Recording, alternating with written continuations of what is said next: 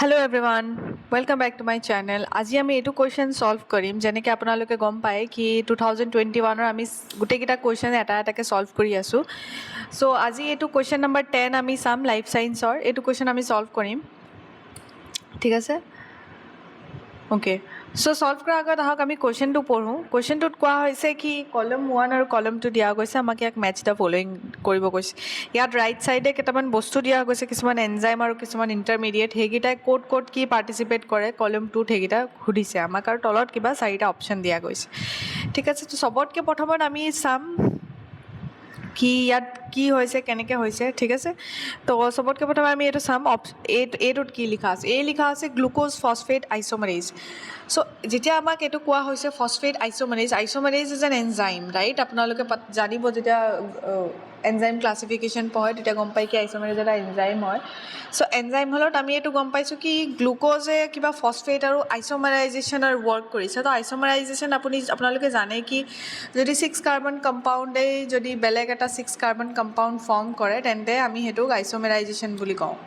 মানে এইটো appropriate definition নহয়, কিন্তু আপোনালোকক বুজাবলৈ ক'লোঁ। যেনেকৈ গ্লুক'জটো আমি ফ্ৰুক্ট'জত কনভাৰ্ট কৰোঁ, তো সেইটো আমাক আইচ'মাৰাইজেশ্যন বুলি কোৱা হয়, ঠিক আছে? তো আমি এইটো জানো কি গ্লুক'জ ফছফেট আইচ'মাৰেজ আমি ক'ত দেখা পাওঁ। আপোনালোকে যদি গ্লাইক'লাইচিছ ভালকৈ জানে, মই এইটো আপোনাৰ ডায়েগ্ৰাম এটা দেখাইছোঁ।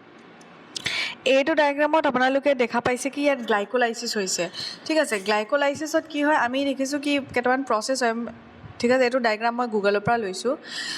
চ' ইয়াত আপোনালোকে দেখিছে কি ফছফ'গ্লুকো আইচ'মাৰেজ ইয়াত লিখা আছে ছেকেণ্ড ষ্টেপত, আৰু ছেকেণ্ড ষ্টেপত কি হৈছে ফছফ'গ্লুক'জ আইচ'মাৰেজে কি কৰে গ্লুক'জ 6 ফছফেটক ফ্ৰুক্ট'জ 6 ফছফেটলৈ কনভাৰ্ট কৰিছে, আইচ'মাৰ্ছক কনভাৰ্ট কৰিছে। গ্লুক'জৰ আইচ'মাৰ্ছ কি হয় ফ্ৰুক্ট'জ হ'ল। তো যেতিয়া এইটো কনভাৰ্ট কৰিলোঁ তো ইয়াত এটা এনজাইম ৱৰ্ক কৰিলে ফছফ'গ্লুকো আইচ'মাৰেজ।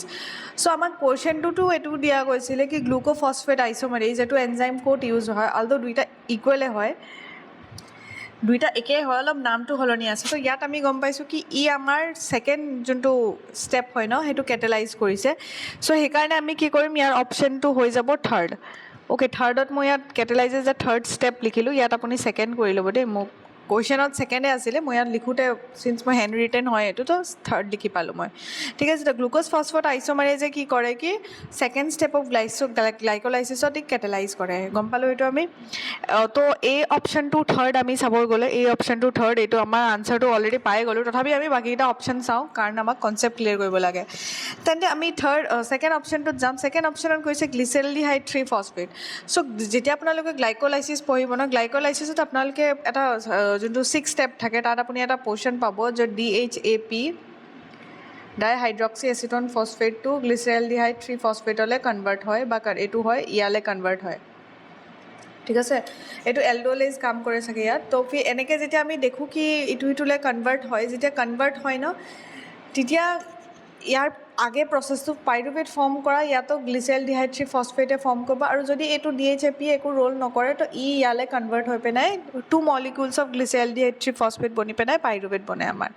কিন্তু ইয়াত এটা কুৱেশ্যনটো অকণমান কনফিউজন আছে, কাৰণ ইয়াত কেটেলাইজেছ বুলি কৈছে, বাট গ্লিচেৰলডিহাইড 3 ফছফেট খালি এটা ইণ্টাৰমিডিয়েট হয়, সি ৰিয়েকশ্যনটো গ্লাইক'লাইচিছ কেটেলাইজ নকৰে, বাট এটা ইণ্টাৰমিডিয়েটৰ হিচাপে এটা ৰ'ল প্লে কৰে। চ' সেইকাৰণে আমি ইয়াত কেটেলাইজ বুলিতো একজেক্টলি ক'ব নোৱাৰিম, কিন্তু চিন্স কুৱেশ্যনত দিয়া আছে তো আমি বি অপশ্যনটো ফ'ৰ্থ লগত মেটচ কৰিম। আপোনালোকে যেতিয়া গ্লাইক'লাইচিছ প্ৰচেছো চাব তাত আপোনালোকে চাব DHAP আৰু গ্লিচেৰলডিহাইড 3 ফছফেটৰ ইণ্টাৰ কনভাৰ্জন তাত আপোনালোকে দেখা পাব, ঠিক আছে? তো বি অপশ্যনটো আমি দেখিছোঁ B fourth, obviously B fourth হৈ গ'ল।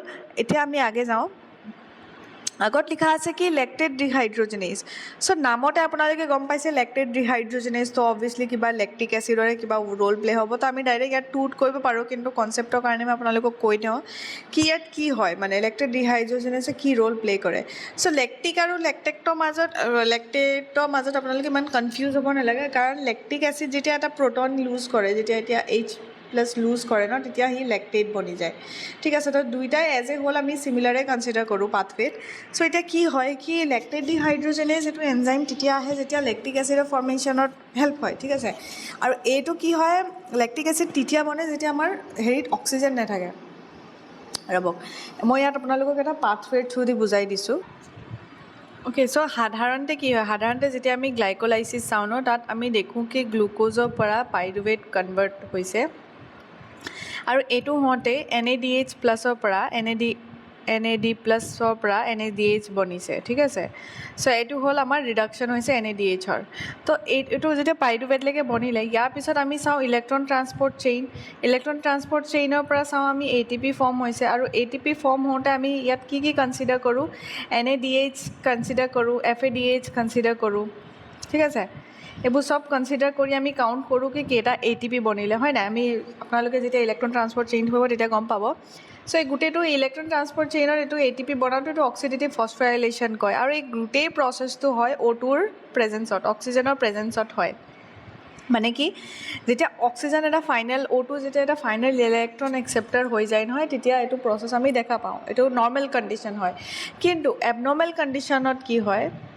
ঠিক আছে বাহিৰা কণ্ডিশ্যন এক্সেপশ্যনেলত এনেকুৱা হয় কি কেতিয়াবা কি হয় কি গ্লুক'জটো পাইৰুভেটত বনিলে আৰু পাইৰুভেটত বনাৰ পিছত ইয়াৰ প্ৰচেছটো কি হয় ইলেক্ট্ৰন ট্ৰান্সপৰ্ট চেইন আৰু ATP এনেকুৱা ফৰ্ম হ'ব লাগে কিন্তু কেতিয়াবা নহয় চ' কেতিয়া নহয় যেতিয়া আমাৰ তাত অক্সিজেনৰ প্ৰেজেঞ্চ নাথাকে যেতিয়া এনাৰবিক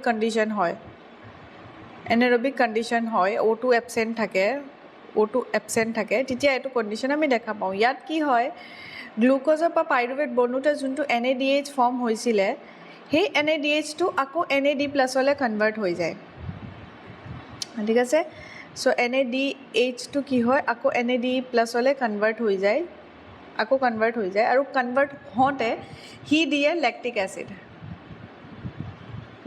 এচিড বা লেক্টেট ঠিক আছে বা লেক্টেট এইটো দিয়ে আৰু এই প্ৰচেছটো যোনটো পাইৰুভেটৰ পৰা যেতিয়া আমি দেখিলোঁ এইটো কি লেক্টিক এচিড ফৰ্ম হয় সেই তাত এটা এনজাইম ৱৰ্ক কৰে that is LDH lactate dehydrogenase LDH ঠিক আছে এইটো হ'ল এবনৰ্মেল কণ্ডিশ্যন আৰু ইয়াত কি হয় অক্সিজেন এবচেণ্ট আছে অক্সিজেন এবচেণ্ট থাকোঁতে যেতিয়া এই লেক্টিক এচিড হ'লে আপোনালোকে যদি ইয়াত ভালকৈ বুজি নাপায় আপুনি যদি গুগল বা কিতাপত যদি আপোনালোকে চাব পাৰে তাত এইটো চাব কি লেক্টিক এচিড ফাৰ্মেণ্টেশ্যন কেনেকৈ হয় তাত আপোনালোকে দেখা পাব এইটো এনজাইম লেক্টেট ডিহাইড্ৰজেনেজ তাৰ পৰা আপুনি গম পাব কি ইয়াৰ ৰোল কি হয় তো ই NaDHৰ পৰা NAD প্লাছলৈ কনভাৰ্ট কৰি দিয়ে NAD প্লাছ H প্লাছ তাৰপিছত আমি পাওঁ লেক্টিক এচিড বা লেক্টেট আৰু এইটো প্ৰচেছ যেতিয়া এনেকৈ হ'ল ন এইটো সদায় অক্সিজেনৰ এবচেঞ্চত থাকিব এনাৰবিক কণ্ডিশ্যন থাকিব সেইকাৰণে আমি ইয়াক ফাৰ্মেণ্টেশ্যন বুলি কওঁ এতিয়া আমি কুৱেশ্যনটোলৈ আহোঁ কুৱেশ্যনটোত কি চ' আমি ইয়াত কুৱেশ্যনটোত চালোঁ কি লেক্টেট ডিহাইড্ৰজেনেজ বুলি কোৱা হৈছে তো ইয়াত আমি গম পালোঁ কেটেলাইজেছ লেক্টিক এচিড ফাৰ্মেণ্টেশ্যন অবভিয়াছলি এইটো হয় এতিয়া আমি চালোঁ তো Cৰ 2 হৈ যাব অলৰেডি আমি অপশ্যন A2 কাৰেক্ট পাইছিলোঁ তো 3, 4, 3, 2 হৈ গ'ল এতিয়া লাষ্ট থাকিলে D1 ডিৰ অবভিয়াছলি আমাৰ 1 হ'ব লাষ্ট অপশ্যনত তো এইটো কেলৈ হ'ল আমি এইটো চাইছোঁ চাওক গ্লাইক'জেন আপুনি মেটাবলিজম যেতিয়া আপুনি চাব গ্লাইক'জেনৰ চিন্থেচিছ বা গ্লাইক'জেনৰ ব্ৰেকডাউন আপুনি যেতিয়া তাৰ পাথৱেটো চাব ন তাত আপুনি গম পাব কি গ্লাইক'জেন চিন্থেচাইজ হয় গ্লুক'জৰ পৰা তো অবভিয়াছলি গোটেই আমাৰ প্ৰিকচাৰটো কি হ'ব এটা গ্লুক'জ মলিকিউল হ'ব লাগে তো আপুনি যেতিয়া গ্লাইক'জেনৰ পাথৱে চাব ন মই ইয়াত আপোনালোকক দেখাই দিছোঁ এইটো চাওক এইটো গ্লাইক'জেনৰ মেটাবলিজম ইয়াত লিখা আছে ঠিক আছে তো গ্লাইক'জেন যেতিয়া ইয়াত ফৰ্ম হয় ন গ্লাইক'জেন তো ফৰ্ম হওঁতে কি হয় UDP গ্লুক'জৰ দৰকাৰ হৈ যায় ঠিক আছে যে গ্লুক'জ 6 ফছফেটৰ পৰা যেতিয়া আমাৰ গ্লুক'জ 1 ফছফেটলৈ যেতিয়া কনভাৰ্ট হয় এইটো আপুনি কেতিয়া পাব যেতিয়া আপুনি গ্লুক'নিঅ'জেনেচিছ পঢ়িব তেতিয়া আপুনি পাব কি তাত এনেকুৱা হয় তো গ্লুক'জ যেতিয়া ফৰ্ম হয় সেই গ্লুক'জটো কি হয় UDP গ্লুক'জত বনি পেলাই সি গৈ পেলাই পিছলৈ কি কয় গ্লাইক'জেন চিন্থেচাইজ কৰে তো অবভিয়াছলি ইয়াৰ পৰা আমি এইটো গম পালোঁ কি